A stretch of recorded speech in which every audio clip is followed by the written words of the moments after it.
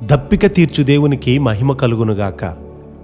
ప్రియ స్నేహితులందరికీ దివ్య వాక్యోదయం. ఈనాటి పాఠ్యభాగము యోహాను సువార్త 7వ అధ్యాయము 37వ వచనము. ఎవడైనను దప్పిగొనిన ఎడల నా యొద్దకు వచ్చి దప్పి తీర్చుకొనవలెను.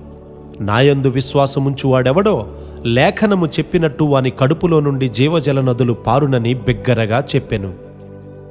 మనలో నుండి జీవజల నదులు పారునని యేసయ్య వాగ్దానమిస్తూ ఉన్నారు. అవును, అది జరుగును. ఇది ప్రభువు చెప్పిన మాట గనుక మనము పశ్చాత్తాపపడి ఆయన వైపు తిరిగి ఉన్నాం.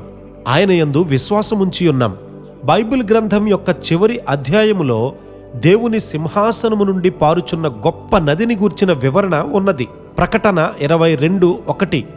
మరియు స్ఫటికముల వలె మెరయునట్టి జీవజలముల నది దేవుని యొక్కయు గొర్రెపిల్ల యొక్కయు సింహాసనము నొద్ద నుండి ఆ పట్టణపు రాజవీధి మధ్యను ప్రవహించుట ఆ దూత నాకు చూపెను అని ఇక్కడ వ్రాయబడింది. ఆ నదికిరువైపులా జీవవృక్షముంది. అది ఎలాంటి వృక్షమో నీవు ఊహించగలవా? అది ఇరుప్రక్కలా పెరిగి ఉంది. నదికి ఇరుప్రక్కలా పెరిగిన ఏ చెట్టును నేనెప్పుడూ చూడలేదు. జీవజల నది, జీవవృక్షము, జీవజలములను మనము చూస్తాము. ఆ జీవవృక్షము 12 కాపులు కాస్తుంది.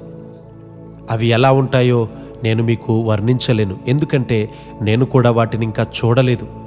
ఎప్పటికీ కరువు లేకుండా పండ్లు కాస్తూనే ఉంటాయి. ఆ చెట్టుకు ఎప్పుడు ఆకులు రాల్చే ఋతువే లేదు. అతడే నిజమైన క్రైస్తవుడు. అతడు జీవజల నది, ప్రతి నెల ఫలము కలిగి ఉండు జీవవృక్షము. ప్రియ స్నేహితుడా, మరి నీవు ఆలోచన చేస్తూ ఉన్నావా?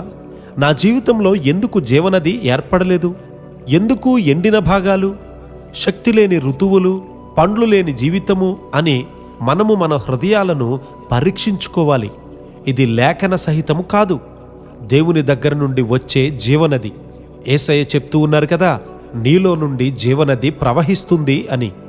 ఈ దినాల్లో అనేకమైన విషయాలు మన సమాధానాన్ని పాడు చేయగలవు. ఇలాంటి ప్రత్యక్షత యోహాను గారికి వచ్చినప్పుడు అతడు ఈ సంగతులను చూస్తున్న దూత ఎదుట సాగిలపడి పూజింపబోయాడు. అప్పుడు దూత, నన్ను పూజింపవద్దు, నేను కూడా నీలాంటి వాడినే, నీవలే యేసు యొక్క సహదాసుడను అని దూత చెప్తూ ఉంది. దేవదూతలు కూడా మనకంటే గొప్పవి కాకుండానట్లు మనలో దేవుడు దాచి ఉంచిన ఆ సామర్థ్యతను చూడండి. అది ఊహించడానికే కష్టంగా ఉంది కదా. నీ అంతరంగ స్వభావము, అంతరంగ ఆలోచనలు, ఉద్రేకాలు, పోరాటాలు ఏ విధంగా ఉన్నాయి? నీవు ఒక దూతవలే ఉన్నావా లేదా? అదే దేవుడు కోరేది. పరలోకపు దూతతో సమానముగా ఉండులాగు నీ హృదయములో అలాంటి జయము కలిగి ఉండాలి.